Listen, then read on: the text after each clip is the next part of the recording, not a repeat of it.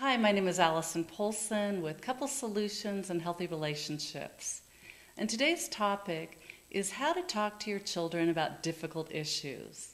Issues such as marital conflict or separation or divorce, or serious illness in the family, or even violence or abuse that has occurred. Most people take one of two extremes. One is that they keep everything secret and they try and put on a good face as though nothing is going on. The trouble about keeping secrets is that children usually know if something's wrong. They're very intuitive. And when people keep secrets from children, they often exaggerate the magnitude of the problem.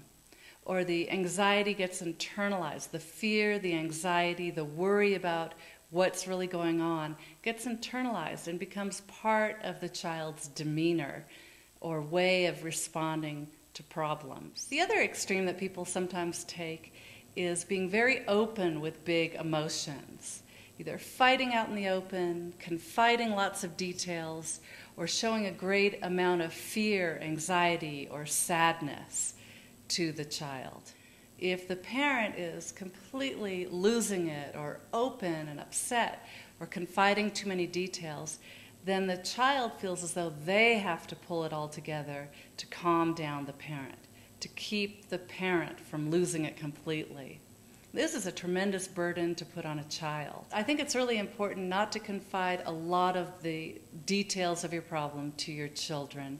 They don't need to know every detail, otherwise they feel obliged to try and fix the problems. And I think it's also important not to gush out emotions. Emotions are fine to feel, but when you let them really explode a lot, then the child has to try and contain them, and the child loses his or her childhood very rapidly. So how do we keep this happy medium between containing the anxiety and being very open about the problems going on? I think you can best strike that balance by being open to some degree about the problem, that there is a problem with your child, and doing it with a parent-like demeanor. That is, being responsible, being calm, having the demeanor that says, these are our problems and we're doing the best we can to handle them.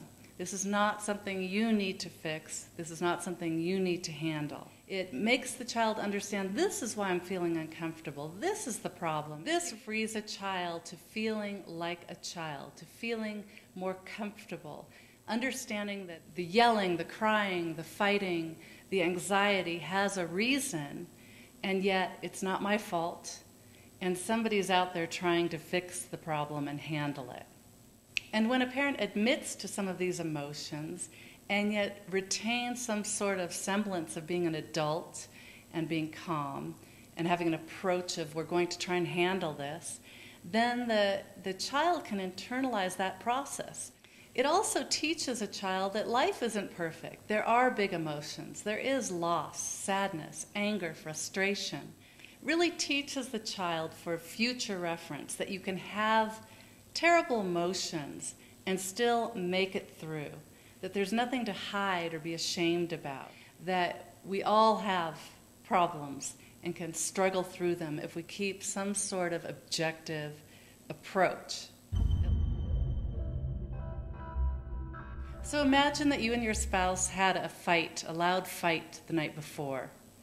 The following day, I think it would be important to take the child aside, perhaps with your spouse, and say, last night you heard us yelling at each other. We had a big disagreement. And it's not a good way to handle things by yelling at each other, and it must have really scared you. And we're sorry about that. We're going to try and handle things differently. Imagine that somebody in the family has a serious, perhaps a terminal illness. I think it's important to tell the child that that member of the family is very ill, and perhaps even that they only have a certain period of time to live, most probably.